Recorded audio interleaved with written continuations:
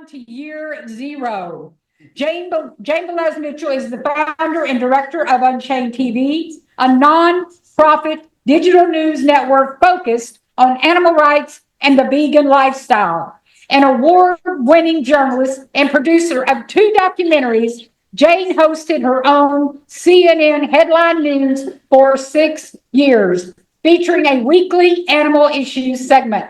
Previously, she was a news anchor at KCAL TV in Los Angeles and WCBS TV in New York. A New York University graduate, Jane is also the author of 4 books, including 2 New York Times bestsellers.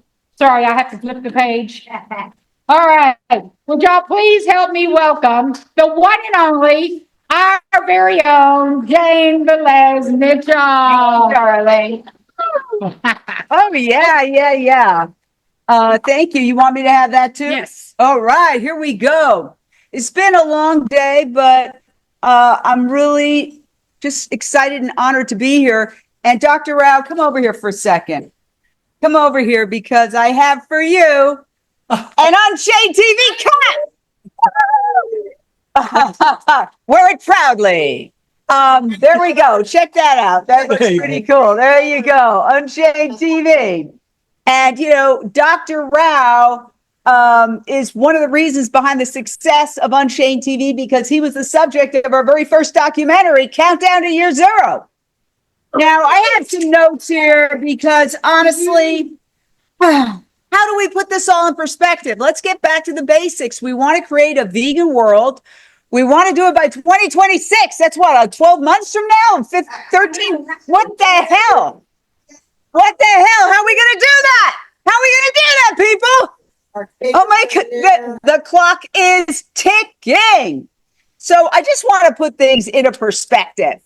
Okay, so people have been vegan since time immemorial, but I actually just found out about a half an hour ago that the word vegan itself is only 80 years old. How do I know that? Because while this event was going on, I was uploading the latest documentary to Unchained TV, and that documentary is about celebrating vegans' 80th birthday.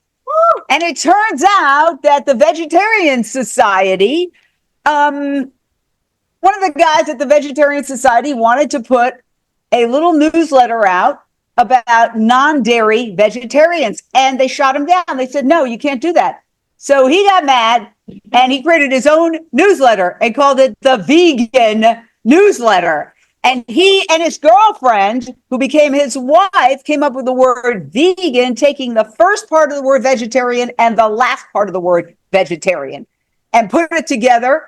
And that's how vegan was born. I just found this out 5 minutes ago. I was like, that's pretty amazing. Guess what? It was only in 1962 that the word vegan even appeared in a dictionary, in the Oxford Dictionary. So when we're thinking about how far we've come, let's realize like this is not even a blink in the span of geologic time. I mean, the word vegan wasn't even in the dictionary until 1962, and we're going to have a vegan world next year or the year after or whatever it is, 2026. Well done, Dr. Rao. You work fast. Yeah. So let's fast forward to 2017.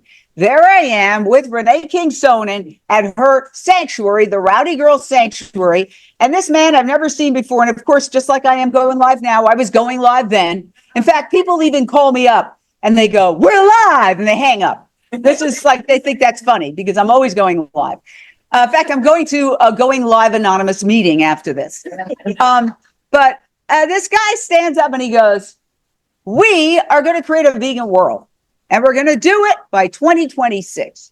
We know why we have to create a vegan world. We know when we have to create a vegan world by 2026. All we have to do is figure out how we create a vegan world. And this blew my mind. And by the way, I was the only one listening to him. Everybody else was eating all this vegan food over there, and they were buying vegan purses or whatever. And there I was alone in the field with my live camera, and he's giving this incredible, like, planet-saving speech, and nobody's listening to him. And that was one of the reasons why I wanted to do the documentary Countdown to Year Zero, which is streaming on Unchained TV, which will be mentioned repeatedly during this. And I'm not showing any clips because you have to download Unchained TV to watch Countdown to Year Zero. And it's all about the first convergence. This is what, the 19th convergence? Yes. Okay, after that, he says we're going to have a convergence. So I go to Mesa, Arizona, and we start videotaping the first convergence. And it was really fascinating. And it basically is, he said, I'm an engineer. And the way we solve problems, the way I accelerated the internet speeds when I worked at Intel was by we had groups and we broke everybody into groups and then we would tackle specific problems. And that's what we did with the convergence. Then we went to Costa Rica where he showed us evidence of how quickly an animal farm can be rewilded and become a forest again. So I don't want to give the whole documentary away, but it's really interesting. It's won about 12 awards and it's streaming on Unchained TV. So, let's fast forward to one of the next big developments. 2019, the Beyond Meat initial public offering. Boom! Right? It was extraordinary. The stock jumped by 163%. It was the most successful initial public offering since the financial crisis, and even before that, the financial crisis in 2008. Some say it was the most successful IPO since 2000. And people who had never given me the time of day, like when I had a show on the network and they kind of were condescending to me about the fact that I was vegan, like, oh, that's lovely. I had a dog too when I was a child. I've had people say that to me as if somehow I'm developmentally disabled because I'm a vegan. Well, all of a sudden, those same people are calling me and like, wow, you were very prescient. We're using a big word, of course. Wow, you were onto something there. The fact that it was making money gave it respect. And to Dr. Rao's point, that is the society we live in. If it's making money, it was getting respect. So the fact that this was such a successful IPO really made shockwaves. And of course, it sparked a whole bunch of vegan innovation. A whole bunch of companies started coming out with new products. Vegan restaurants started popping up everywhere. The veg fests were just packed. Vegan street fair, you couldn't even hardly get in. I mean, it was just like an explosion, right? And we were on our way. And it would have been pretty easy to have a vegan world by like 2020. All of a sudden, kaboom. The pandemic hit. Okay, that's 2020. We all probably remember the last party we went to. And actually, it was a premiere party that I had at actress Lori Allen's house. And a lot of people here were there for our vegan cooking series, New Day, New Chef, also streaming on Unchained TV. Have you downloaded it? Yeah, you better. That also won 2 Taste Awards, considered the Oscars of food. Well, the pandemic changed everything. A lot of those vegan restaurants, along with plenty of other non-vegan restaurants, went out of business. And people's lifestyles changed. I myself my idea of dinner was, where am I either going to go to dinner or where am I ordering from? And all of a sudden I started, because I was afraid to go outside. I was walking around my apartment in a welder's mask. I started ordering vegetables, and I still do that to this day. I order from Farm Fresh to You. I'm not advertising for them, but I'll just say it. And they bring me vegetables every Monday night, fruits and vegetables. And I kept it going after the pandemic. But what happened? My behaviors changed. I wasn't going to restaurants as much. Now, I still try to go to restaurants, vegan restaurants, as much as I can. But that's one of the reasons why some of the vegan restaurants went out of business. There's a second reason. And that is that the meat industry realized that, wow, we are losing ground here. People are going crazy over plant-based. and they declared all-out war on veganism. And make no mistake, there is an all-out PR war going on against veganism right now as we speak. The Guardian newspaper, which is an independent newspaper funded by a trust, so it doesn't have to be beholden to advertisers as a lot of the main networks, they did an in-depth article on this war room. I mean, the meat industry literally has a war room that is aimed at denigrating plant-based. And they also offer a master's in beef advocacy program. Yeah, you think I'm joking, right? No, this is not Saturday Night Live. There is something called a master's in beef advocacy. 21,000 people in 1 year graduated from a master's in beef advocacy. And yes, the beef industry spending into 2023, $500,000 at least. So this is what we're up against. And if you've seen these hit pieces in advertiser-based media about processed plant-based food being bad for you, it's all generated by these incredibly well-funded meat industry organizations that are on the attack. So let's talk about what we can do about that. First of all, again, on Unchained TV, we have a half-hour interview with Ethan Brown, the founder of Beyond Meat, and he explains that, yes, we have been attacked by what he calls, he's a very polite guy, the incumbent industry. And what he said was, instead of fighting back, what we decided to do was just make our products even healthier. So they did a whole bunch of food tech work, and they came up with a Beyond Meat burger that has something like 75 less saturated fat. And it's with avocado oil. And guess what? It has been endorsed by the American Heart Association. Take that, meat industry. All right. So that's a classy guy. He's a classy guy. He said, and we're going to continue to make them even healthier. Now, of course, these meat industry hit pieces that the mainstream media advertiser base, and what are the advertisers? To a large degree, meat, dairy, and pharmaceuticals, right?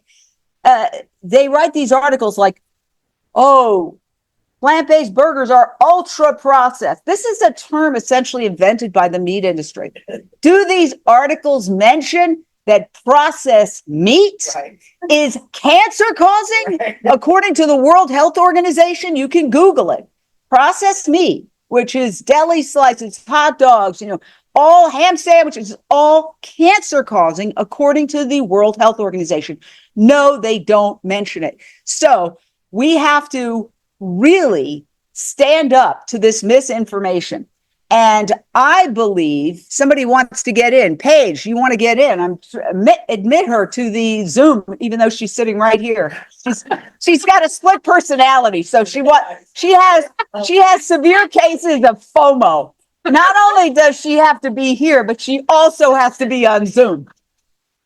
But one thing that we have to do is, and I believe this very strongly, we have to create a master's in vegan advocacy. A master's in vegan advocacy is what we need. And we need not just 21 or 23,000. We need to double their count and have 50,000, 60,000 people. So that's one of the things that I think we really should do, a master's in vegan advocacy.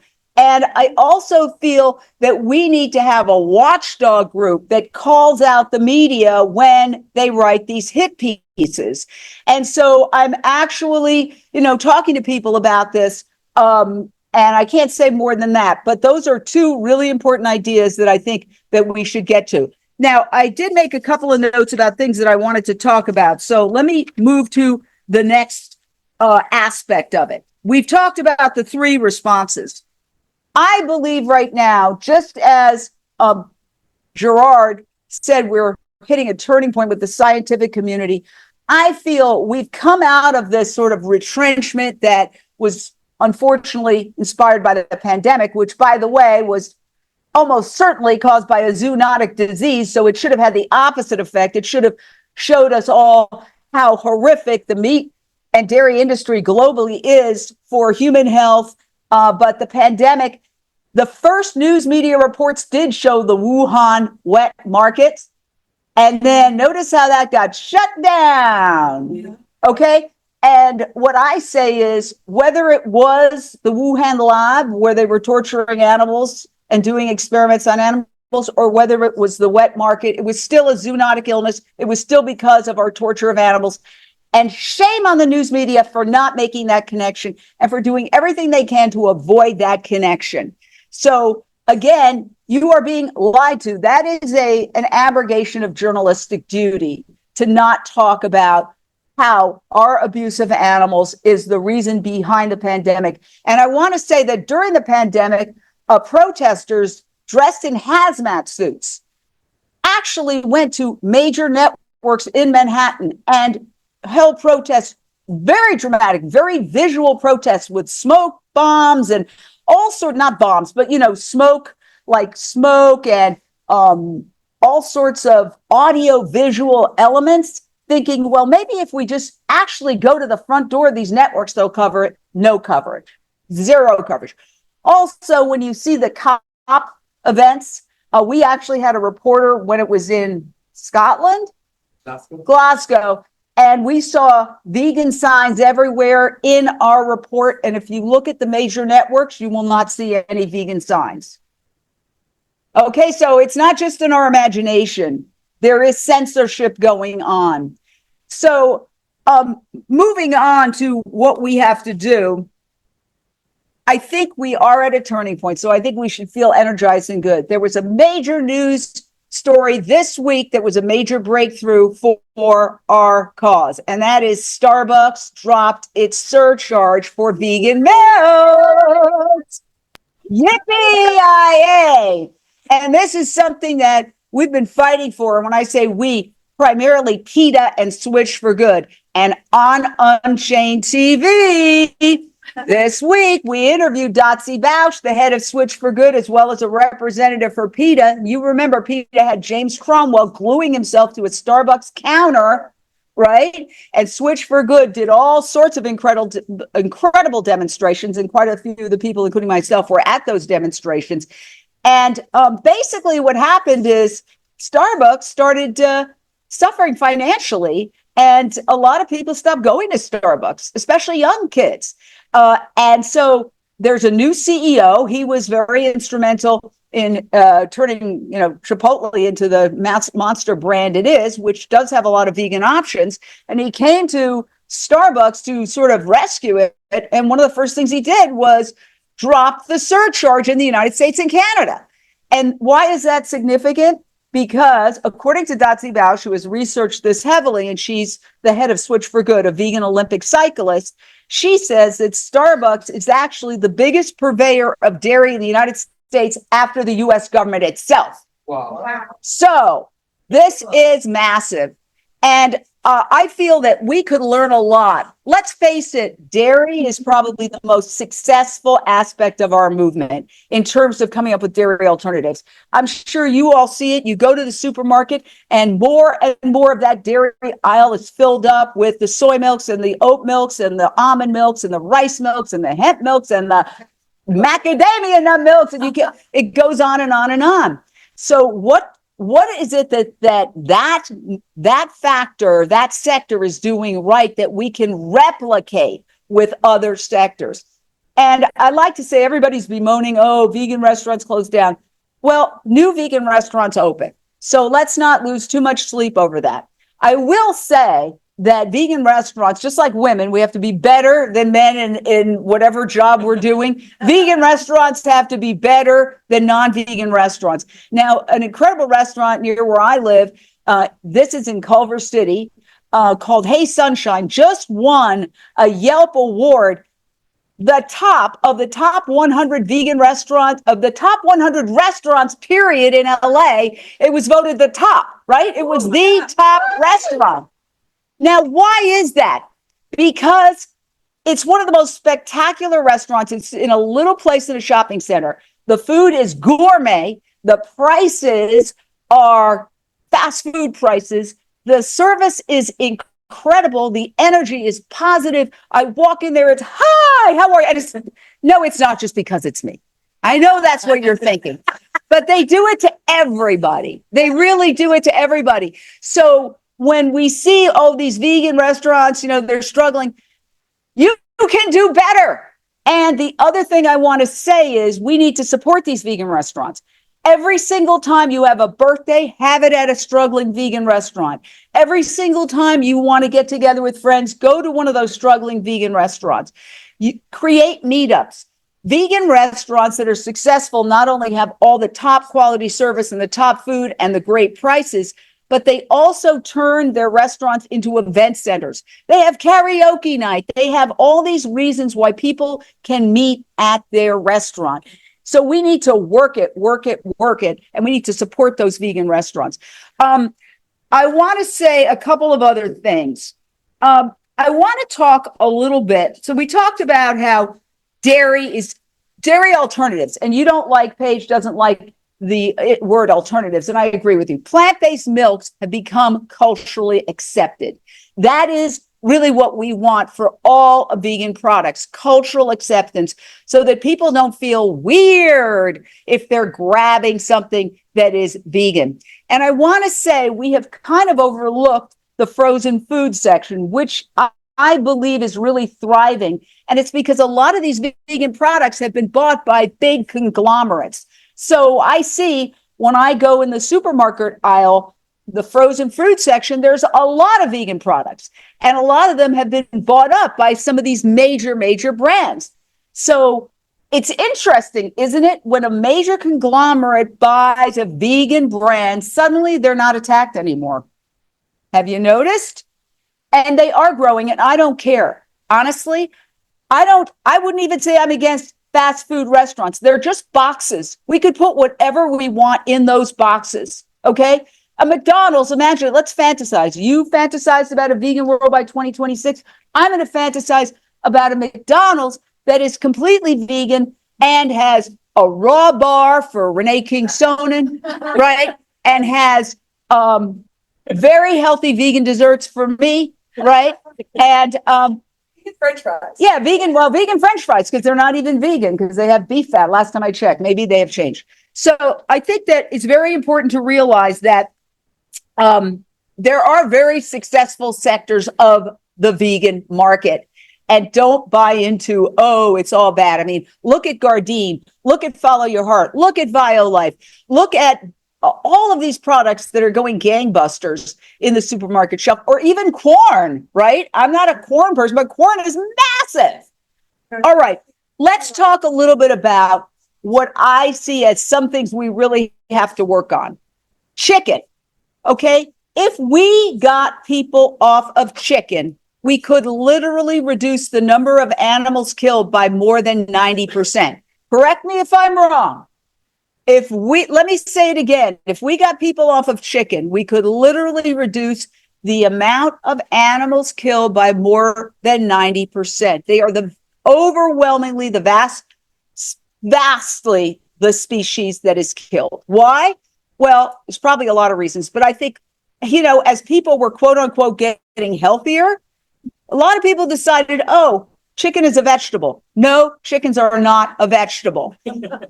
And we have to really brainstorm how we can have a breakthrough when it comes to chickens. Again, Unchained TV, we have a documentary. I met a woman at the last AVA Summit, Animal Vegan Advocacy Summit, and she said to me she has a vegan sanctuary, a chicken sanctuary. I said, I'm going to send you some equipment, and can you do a documentary? She said yes. She put together a fabulous half-hour documentary called Meet the Chickens, where she talks all about the personalities of the chickens who live at her sanctuary. And we need more of that. I asked her, I said, you need to do another documentary because it was really so well done. So what we need to do is make people realize that chickens are just like your dogs and cats. People say, okay, pigs and cows, yeah, but chickens, yes, chickens too. And we need to also come up with a chicken alternative that, look, I don't know what chicken tastes like.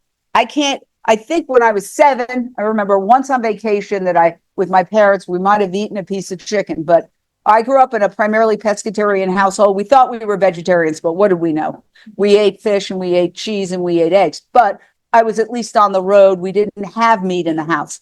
And so I'm not the expert on what chicken tastes like, but I can tell you that what we need to do is come up with a product where people say, this is chicken. And you say, no, it's not chicken.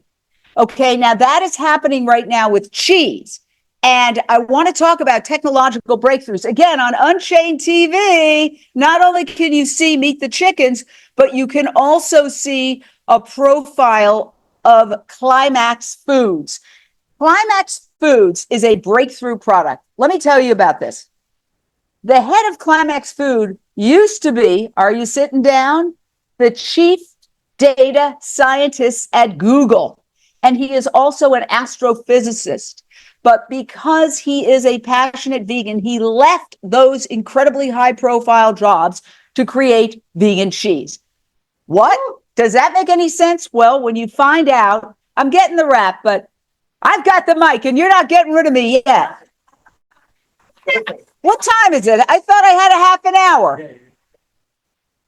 I had a half an hour, okay? What do I have? What do I have? 26 minutes. Okay, I'm at 26 minutes. Okay, the guy at Climax Foods has used artificial intelligence to analyze, he said, or I've heard, 100,000 plants. Now, I heard from somebody else here, there's 30,000 plants that are edible, but however many, he used AI to analyze many, many, many thousands of plants. This is something that would have taken normally years, and he did it in months. And guess what he came up with? He came up with a plant-based version of casein. In other words, like a biologically equivalent version of casein. Casein is what makes cheese addictive. It is what makes cheese gooey. It's what makes cheese cheesy. So when we did a half-hour special and we showed people eating the cheese and I tasted the cheese, I actually had to say, are you sure this isn't cheese? Because I'm a vegan. Because he has created something identical. This is what we need to do with meat products. Now, I know Dr. Rao and I agree on 99.9%. We disagree on things like cultivated meat. Why? Because I know I have family members and friends who I've talked to. I've shown them every video. I've badgered them. Is that speciesist? Badgered? I've bugged them. Is that speciesist? I've nudged them. I've nudged them for year after year. Nothing, right? Those people, just like Dr. Rao said, heroin addicts might need methadone. Some people kick heroin and they're just done. They just don't have it anymore. Other people have to do methadone. So I do feel that cultivated meat is for those people. Do I want it? Absolutely not. But I do feel like if you asked a cow, would you prefer we take a biopsy of one of your cousins once and make like 100,000 burgers, or would you rather have a million cows killed? They'd say take the biopsy. That's my personal opinion. So I think that technology has to be used to come up with these products, because we can talk all we want about lofty ideals and goals. The bottom line is consumers care mostly about 3 things: price, taste, and convenience. And I'll say it again: price, taste, and convenience. And the final thing I'll say is that, we're a 501c3. We do not get involved in electoral politics, and I'm keeping my personal political beliefs quiet and personal for this, the virtue of this. But we do deal with governments, and we do have an incoming administration that claims to want efficiency. And the first 3 agencies they need to look at is the USDA, the National Institutes of Health, and the Interior Department, and get rid of all the horrific subsidies. And they also need to stop the Farm Bill, which has not been decided yet. If we could reach these power brokers and get the numbers of the massive amounts of money they could save. I mean, Elon Musk has said he wants to save more than $1 trillion with cuts. We could present a paper to them, not even mentioning animal rights or the environment, that shows $1 trillion in cuts by cutting the subsidies, by cutting all of this nonsensical and horrific torture that's going on funded by the National Institutes of Health, and the wild horse roundups and the killing of wildlife by the Interior Department. So we have our work cut out for us. I think we are going to have a vegan world by 2026. Thank you, Dr. Rao, for making this convergence happen. Let's do it. Yay! Let's do it. Let's do it. Go to it. Go to it. Let's do it. Let's do it. Go to it. All right, calm down. Well, let's do it. Yes. Vegan world by 2026. We gotta bump. Okay. Anyway, y'all, that was fabulous. We're all just enthralled whenever we hear Jane Velez-Mitchell speak to us. Her stats, her statistics, the way she embodies, her enthusiasm. It just is. It's just a sight to behold, and so glad to be here amongst all this.